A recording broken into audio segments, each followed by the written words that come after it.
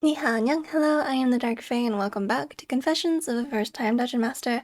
As always, if you missed the last session, I'll put a link to it up in the corner over here for you. You can go catch up on what you missed, then come back here to find out what happens next. We are now on session 46, so let's begin. Alright, so we had left off the last session with the now favorable 4.5, about to take a long rest at the inn in Sinesk, the Caged Canary, about to kind of embark on their trip up to the Frigid Wastes. We kind of, I think, sorted out some inventory, and after the rest, they met up at the barracks where Captain Nyrabrax and Merrigan were kind of already waiting, discussing a little bit about the journey. And Nyrabrax managed. I should really stop handing them freebies to do stuff. But Nyrabrax managed to procure a few items for them.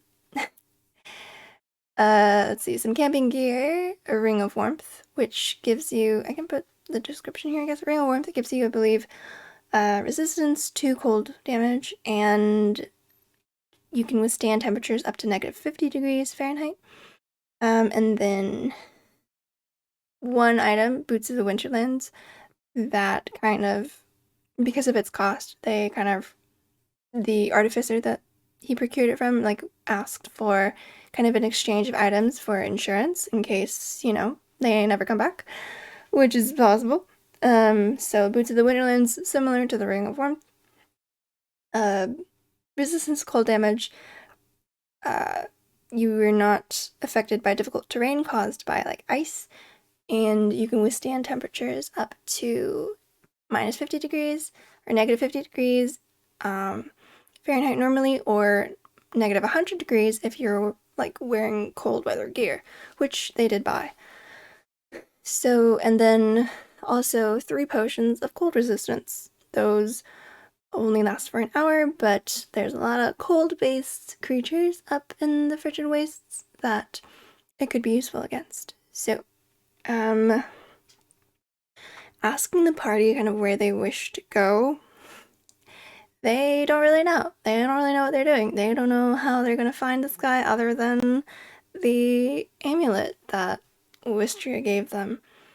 So they, Berrigan kind of plans them a course to get to one of, the northernmost outpost before kind of getting into, the dangerous and less explored parts of the Frigid Wastes. So the first outpost is Peleus, and then beyond that is Reedon Post. So each one will kind of take a day by dog sled to reach. And then from there, hopefully, if they have a little bit more information, then he'll be able to plot them a course on where they want to go accordingly to find this mysterious stranger warforged person.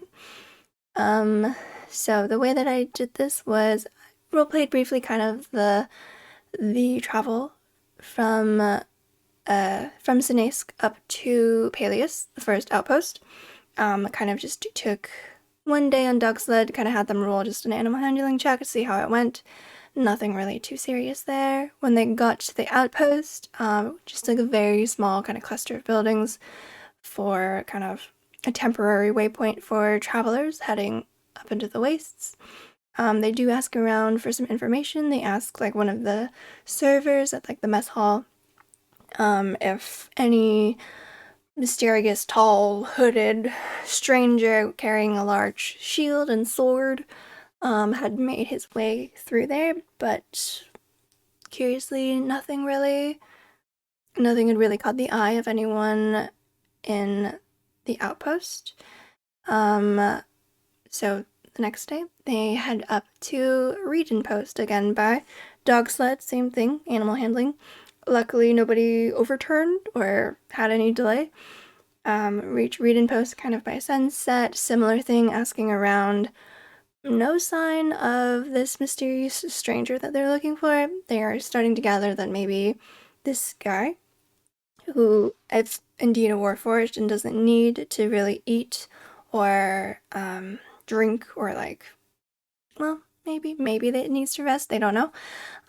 It's probably avoiding civilization. And so now in Reading Post, from Reading Post, there are a few different like known locations where travelers and explorers go to like excavate or treasure hunt or whatever. And so there are a few like different ruin sites, as well as one more outpost that's more to the east. But the amulet that they've been kind of following and focusing on has been pointing them in a direction north. And to Merrigan's knowledge, northward is kind of now the wilds of the Frigid Wastes. So now they're kind of stuck, don't really know where they're headed. So they decide to contact Asmodeum, the Umberlord, for guidance. The Umberlord offers to try and scry again on the Warforged, but I rolled a natural 20 on the save, so scrying's not really helping, but he kind of is able to point them after withstanding a bit of mental assault on his brain for giving them this information that they should look for caves.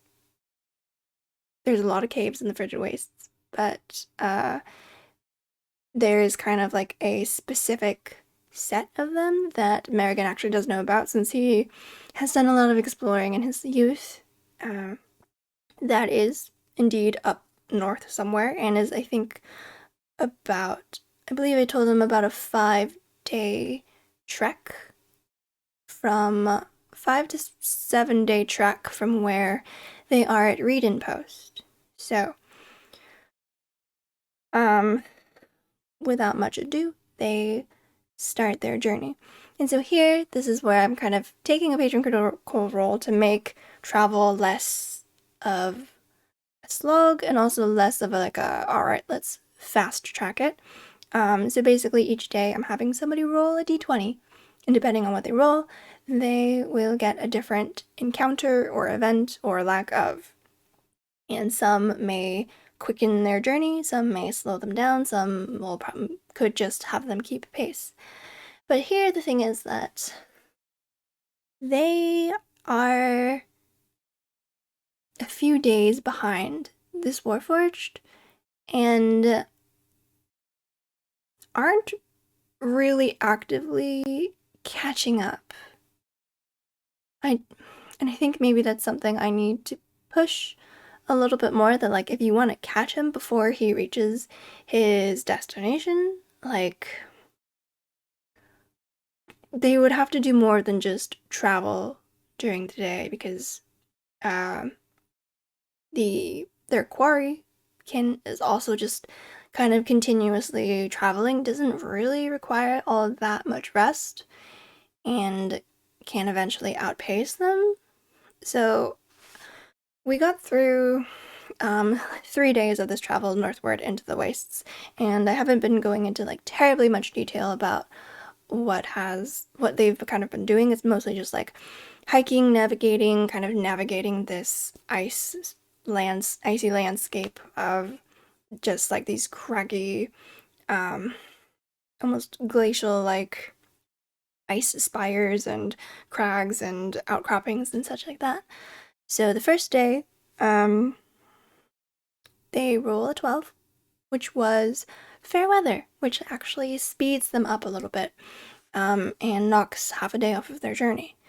Originally I was doing this with half days. I might have to tweak this travel markers a little bit, but I'll more on that later. So half a day, Merrigan's able to kind of easy going through kind of the first part of the wastes, where it's kind of a well-traveled area where the ruins kind of lie, and through that it's not too bad. Second day, they roll a 6, which is that there's a break in the clouds and the sun starts to shine, which is not bad, but then it starts to just absolutely glare off of this ice and the snow, and is almost like blinding them, and it actually slows them down by half a day. So now they're back to even. Um, and on the third day, they rolled, I forget what they rolled, but they rolled an encounter. So during the day, I had them give me a marching order and then roll some perception checks. I believe one of them wasn't surprised, but anyways, a pack of winter wolves ended up attacking at night, and funnily enough, on the watch beforehand, I had the night beforehand, they just like for flavor, I had thrown in that they hear some howling somewhere in the distance, and then the next day they rolled the winter wolf um, encounter, so that was kind of funny. So the wolves kind of ambushed the three at the back, Puck, Umric, and Tayral, and then combat ensues. They use their ice breath. Winter wolves are CR3. I didn't really modify them. I kind of played them vanilla, minus maybe upping their ice breath DC like a little bit. There's 5 of them. There's 6 party members at level 8 plus Marigan, and it seemed more. I don't know if it was easy or if it was like the combat went smoothly, but I still feel like it was a little harder than it should have been. Nobody went unconscious, luckily. I'm not sure. I still am realizing a little bit that their power level is not as high as I expect it to be. I'm not sure. We'll see. But anyways, they eventually, or they are able to fend off the wolves. Like Basil uses Charm Monster, charms one of them, and so it kind of actually removes it from the fight pretty much. And then at the end, he kind of shoos it away, and it turns tail and runs after seeing the rest of its pack kind of slaughtered. And afterwards, continued on until nighttime to rest. I should mention during nighttime as well, Basil now has the tiny hut spell, so he can make a little dome for them. That is temperature controlled, luckily. So I have been keeping track, and with that, I kind of scaled back some of the con saves that they'll have to take for being in such frigid cold weather. Those with resistance to cold damage and the tolerance for cold temperatures don't have to make the save, but those without it do. But I'm giving them advantage because they are getting a rest outside of super cold temperatures. And the DC is not terrible, but Puck now has, I think, 1 level of exhaustion.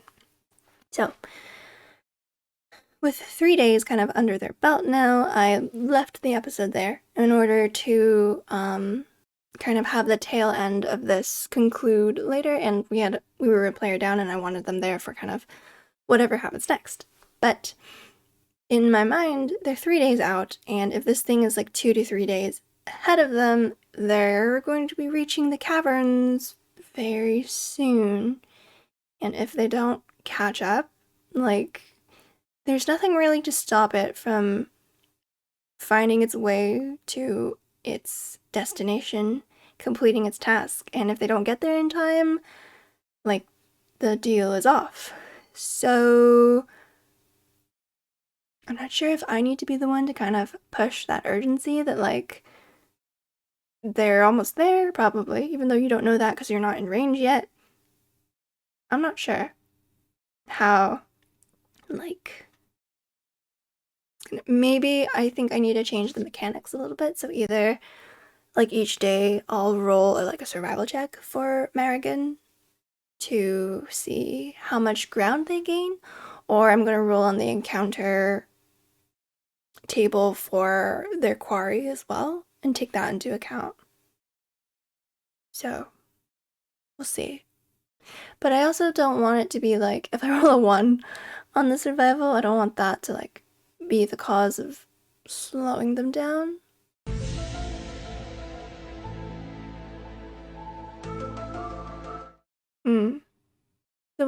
So that's something I might have to tweak a little bit before the next session, because yeah, if next time they might, like, things might come to a close in the way, so they might encounter the guy they're chasing. So, and I feel like it's either too fast or they're not like ready yet. Like I feel like it hasn't built up enough. So there might be, I guess we'll see what they roll on the next 2 days, because there's a few pretty fun encounters, I think, that they could also avoid, but some things could just leap out and attack them. Kind of wish I had more time to make the encounters here, because Arctic like creatures are always really cool, but I kind of just have made encounters just from like the vanilla monsters that kind of exist in the Arctic from like the monster manual. But maybe I'll make my own. Definitely will need to make my own for the Guardian, but I don't know if they're gonna fight the Guardian this time because Asmodium told them not to. We'll see. But anyways, there's a lot going on. So thank you so much for watching. I hope you enjoyed. Don't forget to like, comment, and subscribe for notifications when I put out new videos. I love you all, and I'll see you in the next one. Bye!